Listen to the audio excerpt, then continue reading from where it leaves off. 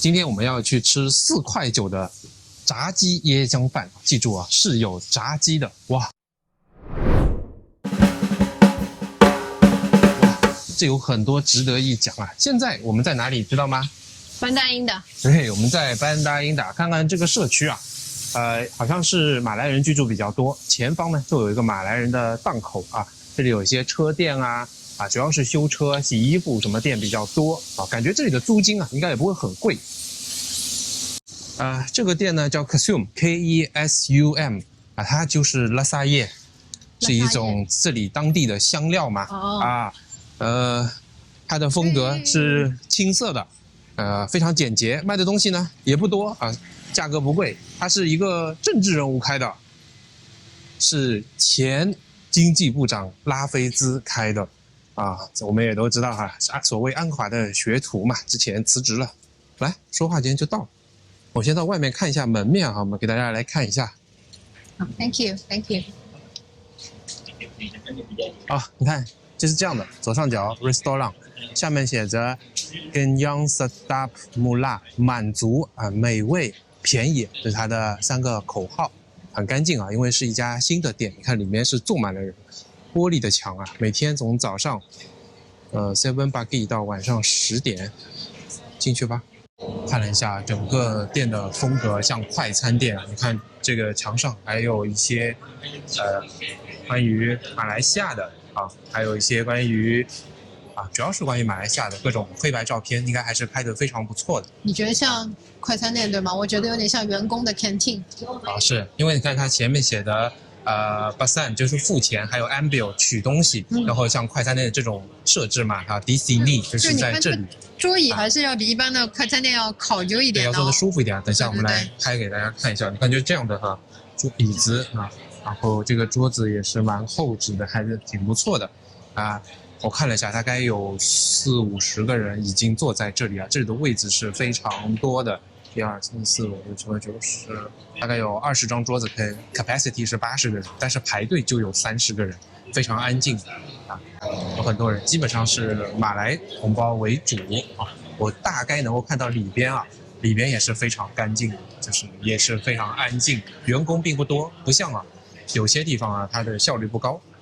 有时候我们去 Subway 小小的 Subway 很小的 booth， 大概有10个人在里面工作那这里感觉效率还是蛮高的。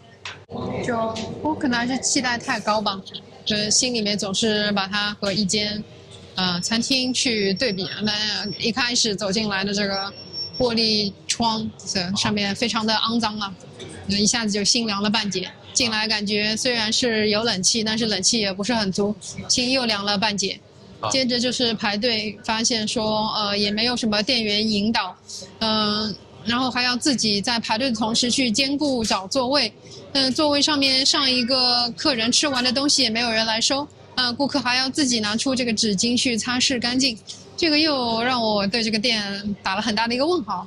用问号是准确的我想至少有2个原因。其一呢，新开的店员工的 training 招募就需要一定的时间。第二呢，我是看到新闻媒体的报道说这里有一家非常平价的炸鸡椰浆饭，只卖4块9的店，还是拉菲兹开的，引起了我的兴趣。但是很多媒体都没有注意到一个事情，说这个店的性质叫社会企业这4个字。社会企业其实有它的内涵那我们呢，等一下展开现在还可以看到更多它节省成本的地方你看水就在这里是要自助的，对吧？自己来拿就好了员工也不是很多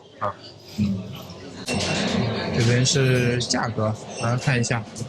这了嘛，有4块9的还有4块9毛5的，饮料是1块多。这个里面有点卫生状况令人堪忧。排队了20分钟回到了车上。那么这个 Nasi Lemak 好吃吗？这个就不能回答你了，因为我们就放弃了快要排到了也放弃了，就没有吃。这是什么原因呢？王太，你能说一下你的原因吗？就我觉得这个卫生情况让我非常的担忧看到一些细节上面让我很震惊，所以我觉得还是不要尝试了比如说呢？比如说他的那个顾客，首先他的这个餐盘上面是垫了一张像牛皮纸一样的这样一张塑料纸，在上面才放食物，但是下面是有一个盘子垫着的。那我觉得虽然说顾客他不会去吃到这个盘子上面，可是我觉得这个盘子也应该在清洗过以后再 serve 下一个顾客。冲洗一下是吧？我觉得应该必须要冲洗，不是至少冲洗，是一定要冲洗，而且是要这个洗的。你想，顾客的手抓到这个东西，然后店员在里面，其实他的有一些手也是直接接触食物的，也会抓到这个东西，但是不清洗就这样一个个这样上来，我看了这个心里就非常犯怵。第二个就我发现苍蝇很多，这个苍蝇不光在这个外面殿堂里面飞，而且在它的操作间也一直在飞。对，还有吗？第三个就是它每一份 nasi lemak 它操作的时候会先把这个饭装在一个套了塑料袋的这个饭碗里面，然后再倒扣。但是这个装这个热腾腾的饭的这样一个塑料袋不是一个可以直接接触食物的，是带着鲜艳颜色的，很薄的，就我们在巴萨里面看到这种非常非常廉价的低质的这种塑料袋，我不敢想象，如果在这个直接接触食物的细节上，它是用这样一个塑料袋的话，那它其他的环节上面它是做了怎样的妥协？对啊，还有什么吗？还有就是它竟然没有任何的给你擦桌子，就是店员清洁的服务。你这张桌子你不知道是前面几个人做了，不知道是几百次的就餐之后没有人擦过了。我想想，这个也是我很担心的啊。其实我前面一直在劝王太我说我们是来拍摄这个为大家服务的社会企业，对吧？那么它又是一家新的店，员工招募培训需要时间，需要改善，而且我们体验本身呢就不要包含这个太多，就拍给大家看，吃给大家看。再有呢，它社会企业做的不佳，可能也是可以理解王太讲的这些呢，我也看到了，但是为什么我也出来了呢？我也没有买呢？只是直到我快要排到的时候，因为我们不是排了20分钟队吗？快要去付钱了，我是看到这个围绕着那些炸鸡和这个米饭上面确实有很多的苍蝇。而且我注意到那个地面也不是那么干净，很多做饮料的地方也都空转着，就缺少人手，缺乏这个准备也就算了但是突然看到那么苍蝇这是我不能接受的，这是我的红线看到了苍蝇，我说算了，那么就出来吧所以今天就没有吃成功不过说回来呢，做社会企业的这个初心还是好的什么叫社会企业？这可以跟大家解释一下就是在大马呢有很多出于像为了难民教育贫困等等领域，政府所倡导的这些方向，那他呢要把一部分的这个利润用于这些社会方向，不是说最大化股东的利益这样的一类企业叫做社会企业。它呢是要经过很多的部门，跟我们申请那个有限公司3.8哈还不一样的，要更复杂一点，其实不是那么好申请他这个拉菲兹经济部长他很懂经济他果然呢还是这个可以申请到。那他除了这个还在夏拉姆开了另外一家平价的超市叫 Flexi Mart， 也类似的风格，很简单，就几个字。然后呢里面东西好像是比较廉价我们还没有去看过。那他这边呢成立这个 Kasum 这家餐厅的社会企业呢，是说要去服务什么？大家买东西吃东西越来越贵说大马通胀很厉害。那这一点我是不太同意的，就是大马通胀不论是过去相比还是呢和这个区域其他的国家相比都不算很高这个最近9月份的通胀率更是只有 1.5%其实并不算很高那么社会企业有什么好处呢？